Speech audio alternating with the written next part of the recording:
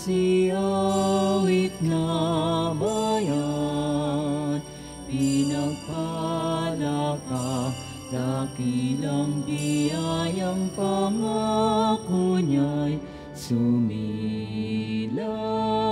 na. Sa ngalan ng Ama at ng Anak at ng Espiritu Santo. Amen. Sumainyo ang Panginoon. At sumainyo rin. Mga kapatid, aminin natin ang ating mga kasalanan upang tayo maging marapat gumanap sa banal na pagdiriwang. Inaamin ko sa makapangyarihan Diyos at sa inyo mga kapatid na lubha akong nagkasala sa isip, sa salita at sa gawa, at sa aking pagkukulang, kaya isinasamo ko sa mahal na Birheng Maria, sa lahat ng mga anghel at mga banal, at sa inyo mga kapatid, na ako'y ipanalangin sa Panginoong ating Diyos. Kawaan tayo ng makapangyarihang Diyos, patawarin tayo sa ating mga kasalanan, at patnubayan tayo sa buhay na walang hanggan. Amen.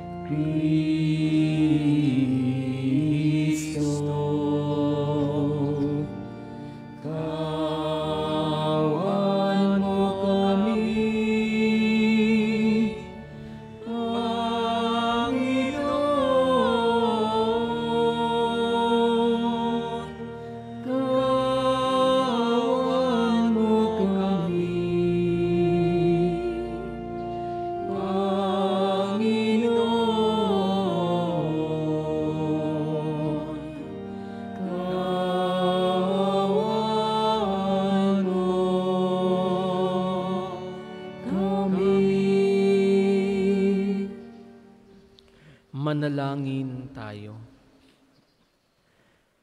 Ama naming makapangyarihan, gawin mong lagi naming matapat na sundin ang loob mo upang kami wagas na makapaglingkod sa iyo sa pamamagitan ni Jesucristo kasama ng Espiritu Santo magpasawalang hanggan. Amen.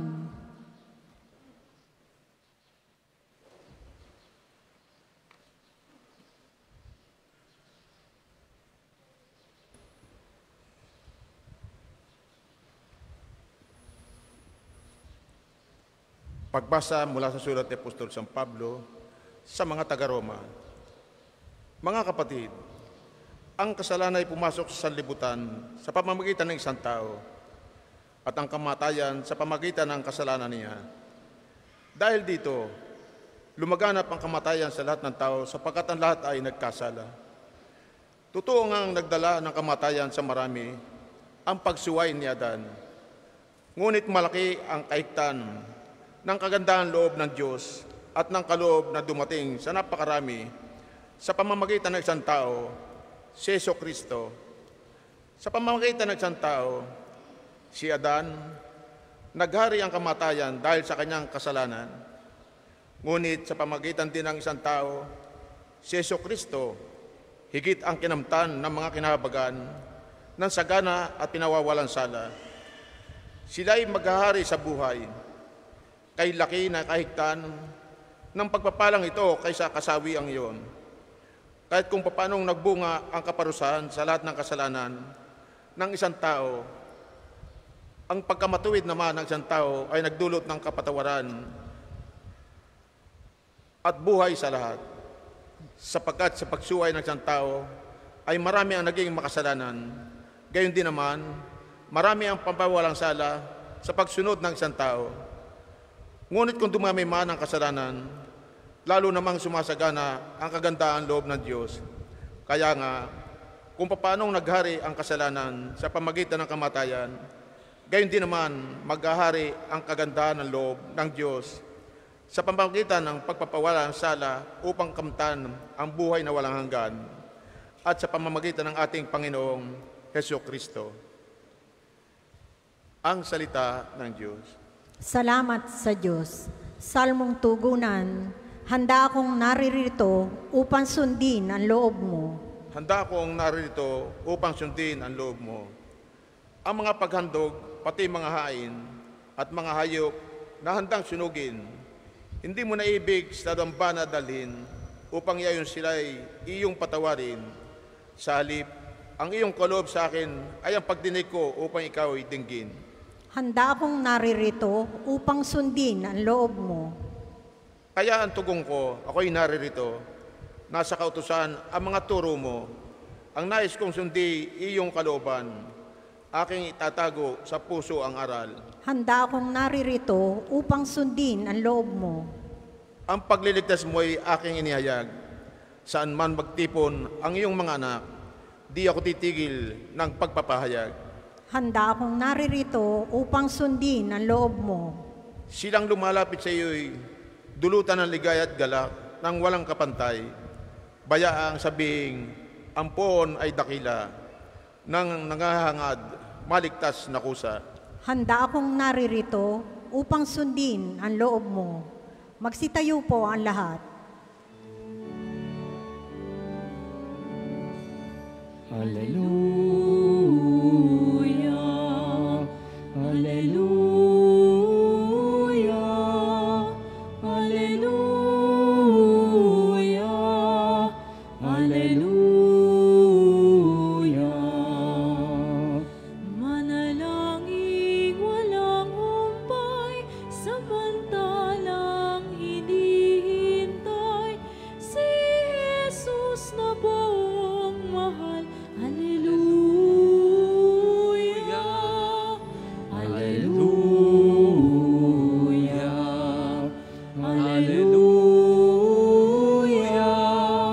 Hallelujah, Hallelujah.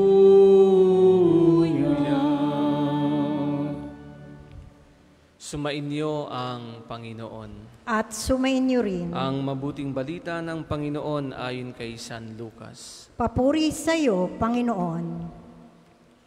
Noong panahong iyon, sinabi ni Jesus sa kanyang mga alagad, "Maging handa kayo at sindihan ang inyong mga ilawan. Tumulad kayo sa mga taong naghihintay sa pag-uwi ng kanilang Panginoon mula sa kasalan, para pagdating niya ay mabuksan agad ang pinto. Mapalad ang mga alipin na abutang nagbabantay pagdating ng kanilang Panginoon. Sinasabi ko sa inyo, maghahanda siya, padudulugin sila sa hapag at maglilingkod sa kanila. Mapapalad sila kung maratnan niya silang handa. Dumating man siya ng hating gabi o madaling araw siya dumating." Ang mabuting balita ng Panginoon. Pinupuri ka namin, Panginoong Hesukristo. Magandang hapon po sa inyong lahat. Welcome po sa Parish and National Shrine of St. Padre Pio. Paano kaya tayo namumuhay? How do we live our life? Namumuhay kaya tayo ng may paghahanda sa pagdating ng ating Panginoon? Or are we just living a happy-go-lucky life? Namumuhay ng walang pakialam sa nakapaligid sa iyo, walang pakialam sa iyong kapwa, irresponsable sa mga tungkulin, walang concern sa mga taong malalapit sa iyo, basta iniisip mo lang, basta ako'y okay, bahala kayo dyan. Ganun ba tayo namumuhay? Basta tayo masaya, bahala na sila. Tayo ay nilikha ng Diyos, hindi lamang para maging masaya, kundi para maging banal. Hindi tayo nilikha para maging malungkot, pero dapat ang ating buhay ay naayon sa ating Panginoong Diyos. Dapat tayo ay namumuhay na kinalulugdan ng Panginoon. Hindi nakadepende ang ating buhay sa ating kagustuhan. Lagi na lang yung sarili natin ang nasusunod.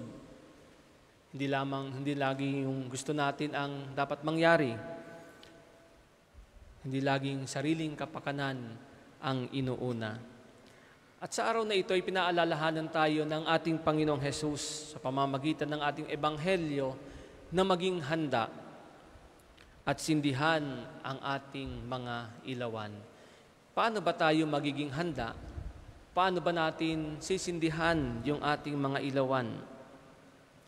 Sa pamamagitan ng paggawa ng kabutihan, sa pagtulong natin sa mga nangangailangan, sa pagiging masayahin at mabait.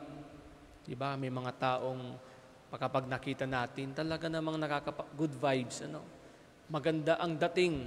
Sabi natin, parang ang gaan ng pakiramdam natin sa taong ito, kahit wala pang ginagawa. At kung minsan tayo rin yung mga taong iyon, na kapag tayo nakita ng ating mga kaibigan, ng ating kapwa, sila'y natutuwa, sila'y nagkakaroon ng pag-asa, sapagkat ito yung mga taong magandang kasama.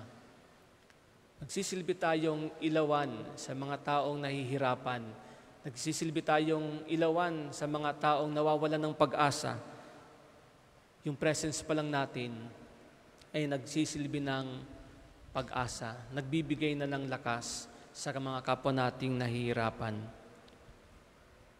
Tayo ay nagiging handa at nagbibigay ng ilaw kapag tayo ay tapat at nagpapahalaga sa ating kapwa. At syempre, higit sa lahat, tayo ay namumuhay ayon sa ating pananampalataya. Ginagampanan natin yung ating mga tungkulin bilang mga mananampalatayang Katoliko. Mga minamahal ko mga kapatid, hindi natin alam at walang nakakaalam kung kailan darating ang Panginoon. At hindi rin natin alam kung kailan darating yung ating oras.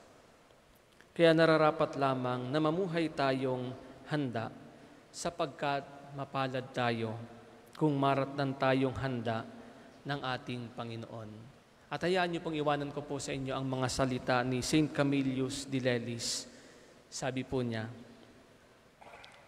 think well, speak well, do well. These three things, through the mercy of God, will make a man go to heaven.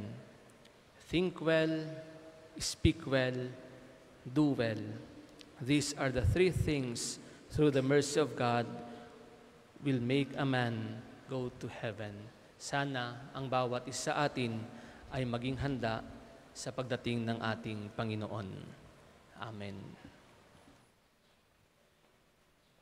Para sa mga maghahandog ng sobre, pakihulog na lamang po sa buslo.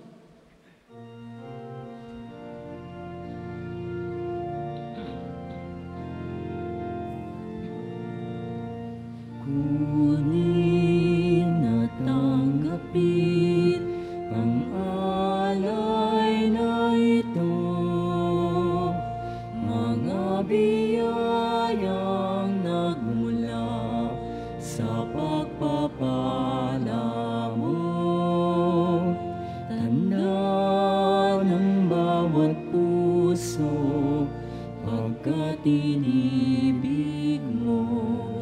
Ngayon'y nananalig, nagmamahal sa'yo.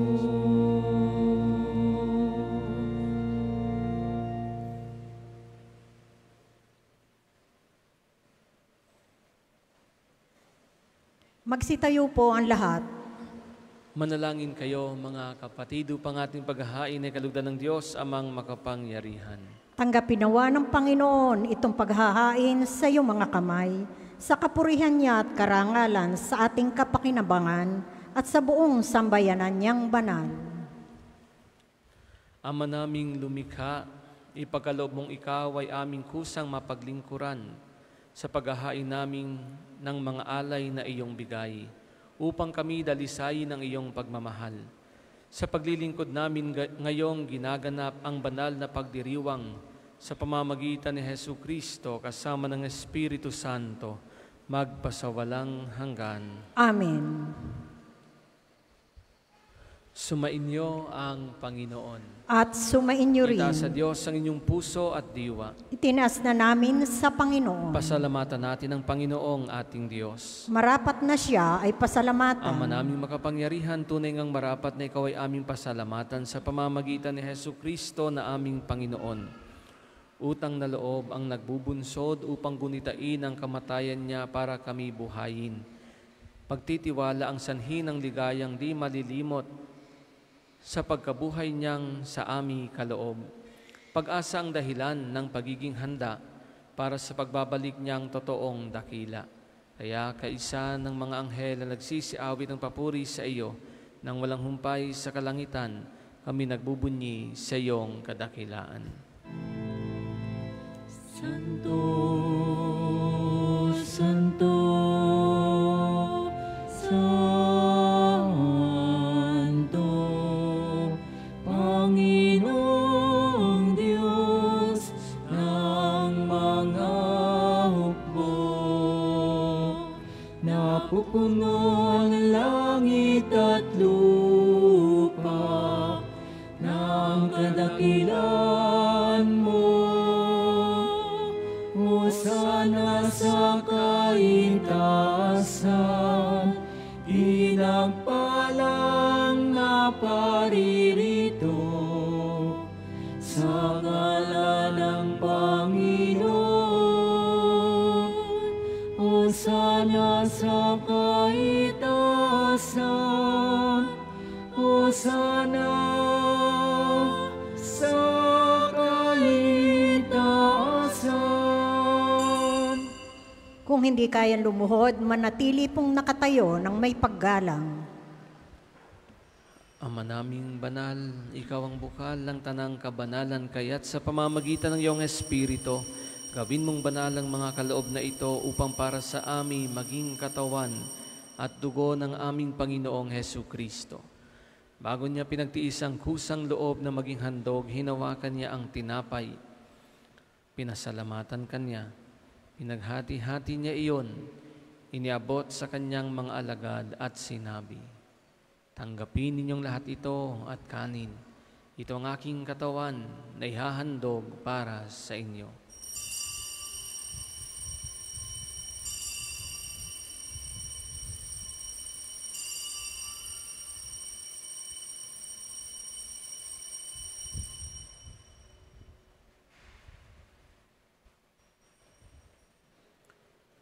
Gayun din naman nung matapos ang hapunan, hinawakan niya ang kalis. Muli kanyang pinasalamatan.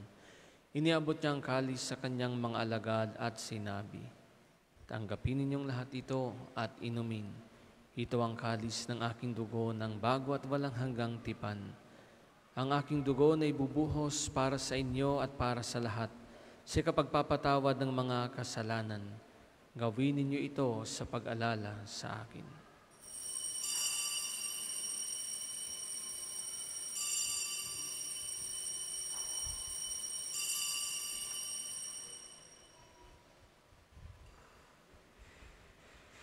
Ipagbunyi natin ang misteryo ng pananampalataya. Si Kristo'y namatay, si Kristo'y nabuhay, si Kristo'y babalik sa wakas ng panahon. Ama, ginagawa namin ngayon ang pag-alala sa pagkamatay at muling pagkabuhay ng iyong anak, kaya iniaalay namin sa iyo ang tinapay na nagbibigay buhay at ang kalis na nagkakaloob ng kaligtasan. Kami nagpapasalamat dahil kami iyong minarapat na tumayo sa harap mo para maglingkod sa iyo. Isinasamo namin kaming magsasalo-salo sa katawan at dugo ni Kristo ay mabuklod sa pagkakaisa sa pamamagitan ng Espiritu Santo. Ama, lingapin mo ang iyong simbahang laganap sa buong daigdig. Puspusin mo kami sa pag-ibig kay isa ni Francisco na aming Papa at ni Gilbert naming Obispo at ng Tanang Kaparian. Alalahanin mo rin ng mga kapatid naming nahimlay nang may pag-asang sila'y muling mabubuhay, gayon din ang lahat ng mga pumanaw. Kaawaan mo sila at patuloyin sa iyong kaliwanagan. Kaawaan mo at pagindapatin kaming lahat na makasalo sa iyong buhay na walang wakas. Kaysa ng mahal na Birheng Maria na Ina ng Diyos, ni San Jose na kanyang kalinis-linisang esposo, kaysa ng mga apostol at ang lahat ng mga banal na namuhay dito sa daigdig ng kalugod-lugod sa iyo, may pagdiwang nawa namin ng pagpupuri sa ikararangal mo sa pamamagitan ng iyong anak na aming Panginoong Hesukristo.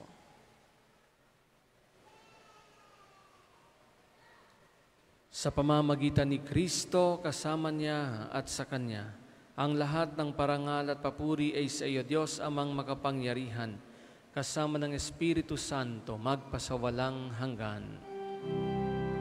Amen, amen, amen.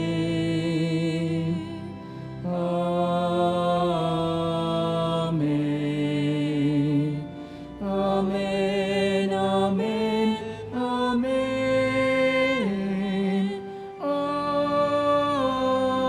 Amen. Sa tagubili ng mga nakagagaling na utos at turo ni Jesus na Panginoon natin at Diyos, ipahayag natin ng lakas loob. Ama namin, sumasalangit ka, sambahin ang ngalan mo, mapasa amin ang kaharian mo, sundin ang loob mo dito sa lupa para ng sa langit. Bigyan mo kami ngayon ng aming kakanin sa araw-araw, at patawarin mo kami sa aming mga sala, para ng pagpapatawad namin sa nakakasala sa amin. At huwag mo kaming ipahintulot sa tukso, at iadya mo kami sa lahat ng masama. Hinihiling namin kami adya sa lahat ng masama. Pagkalooban ng kapayapaan araw-araw, iligtas sa kasalanan at ilayo sa lahat ng kapahamakan. Samantalang aming pinananabikan ang dakilang araw ng pagpapahayag ng tagapagligtas naming si Jesucristo. Sapagkat iyong kaharian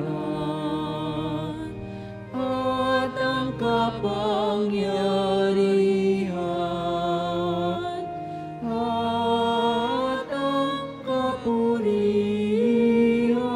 magpakailanman.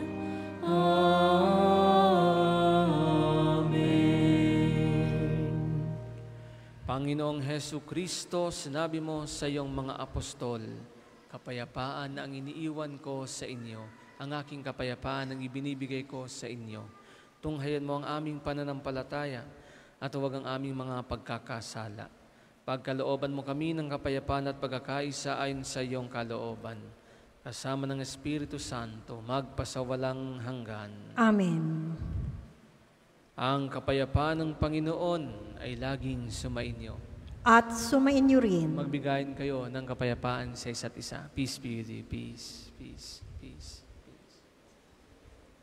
Kordero ng Diyos na nag-aalis ng mga kasalanan ng sanlibutan, maawa ka sa amin. Kordero ng Diyos na nag-aalis ng mga kasalanan ng sanlibutan, maawa ka sa amin.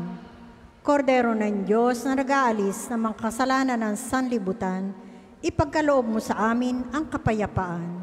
Kung hindi kayang lumuhod, manatili pong nakatayo na may paggalang.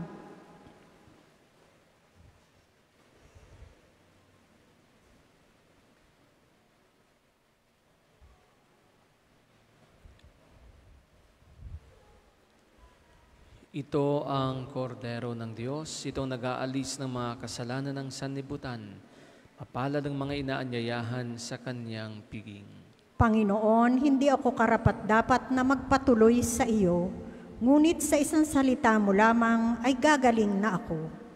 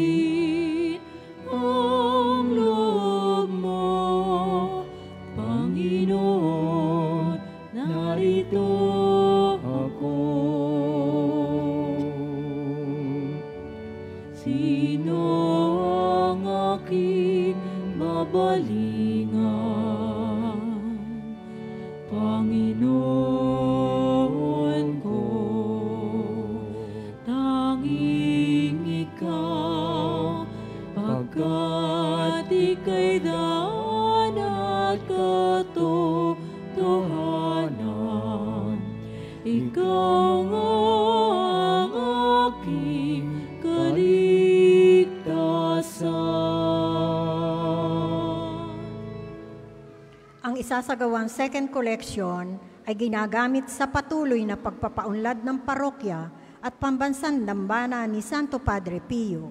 Salamat po sa inyong handog.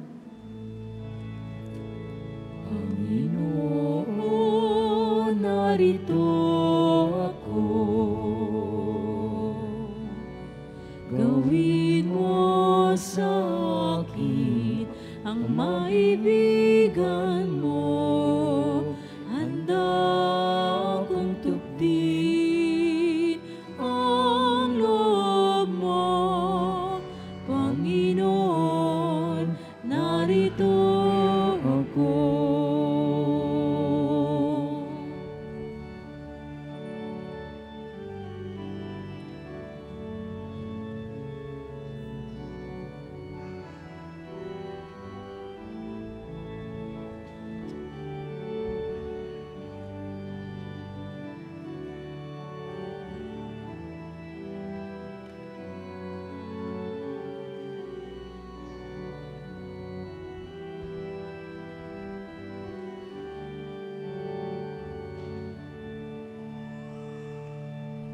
Magsitayo po ang lahat. Manalangin tayo. Ama naming mapagmahal, gawin mong sa aming banal na pagkikinabang, kami ngayon ay iyong matulungan at mahubog para mamuhay sa kalangitan.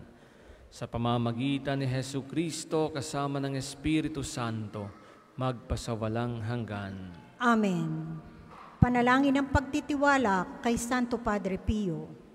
Padre Pio, tayo po lahat, Padre Pio, taga Pietrelcina, Mongheng Banal, Pintakasin Santo ng Milenyong Kasalukuyan, gabay namin sa pagtahak sa landasing makalangit, takbuhan sa pangangailangan, huwaran ng pagtitiis. Sa iyo namin inilalapit aming mga kagipitan. Sa iyo po ibinibilin kalusugan at kabuhayan.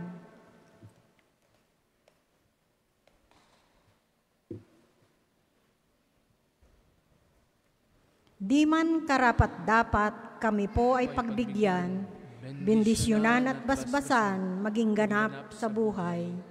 Lumayo nawa kami, umiwas sa kasalanan. Lumapit lagi sa Diyos, maging matatag at matibay.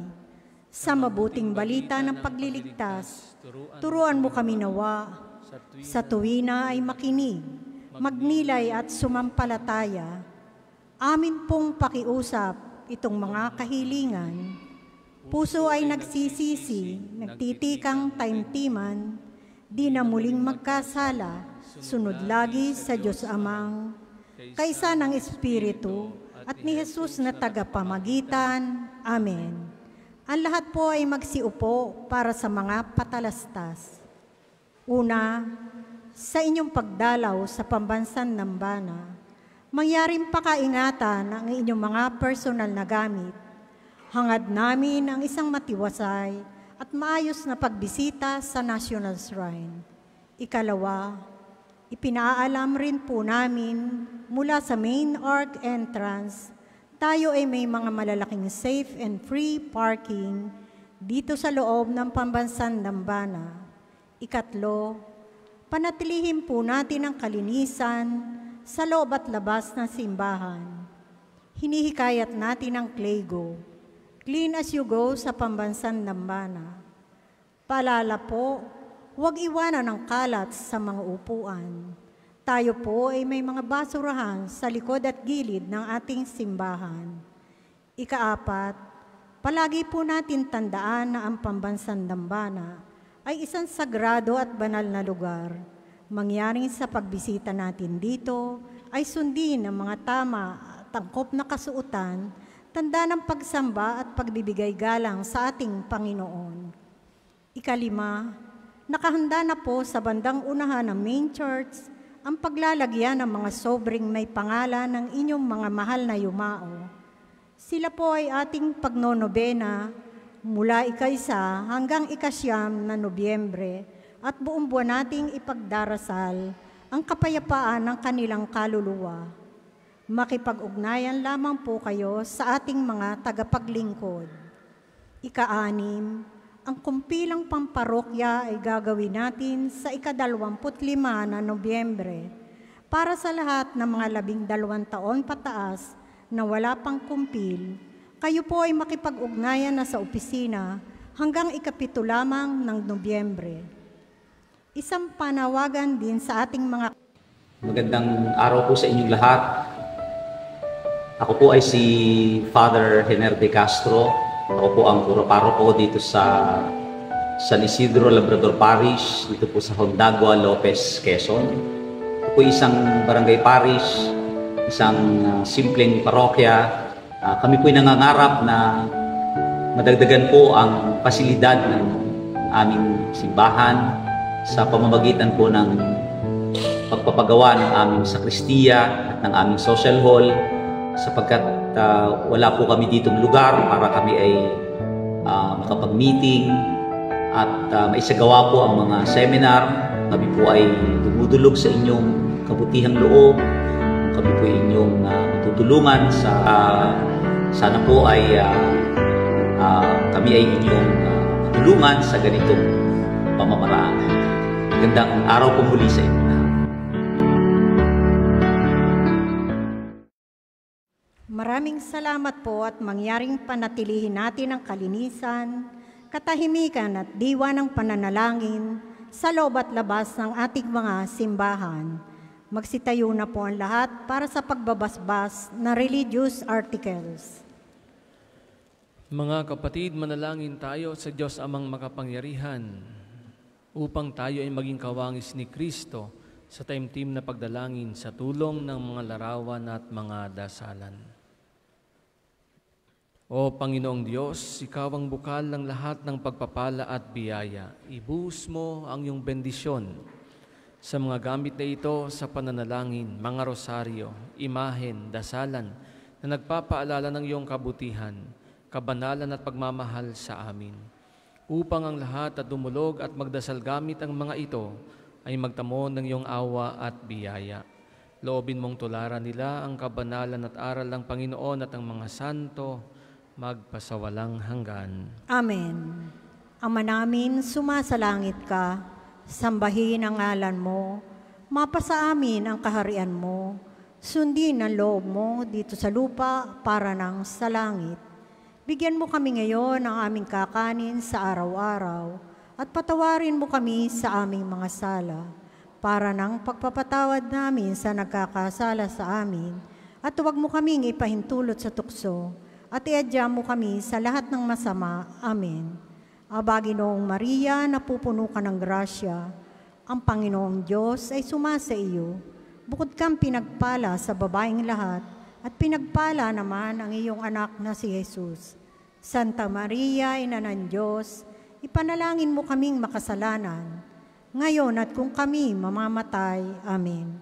Luwalhati sa Ama, sa Anak at sa Espiritu Santo, kapara ng una, ngayon at magpasawalang hanggan. Amen.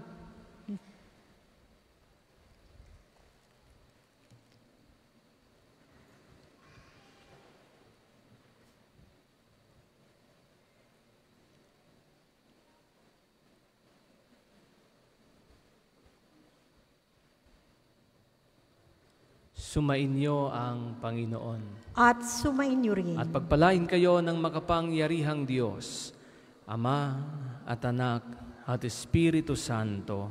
Amen. Amen. Tapos ng ating banal na pagdiriwang, humayo kayong mapayapa. Salamat sa Diyos.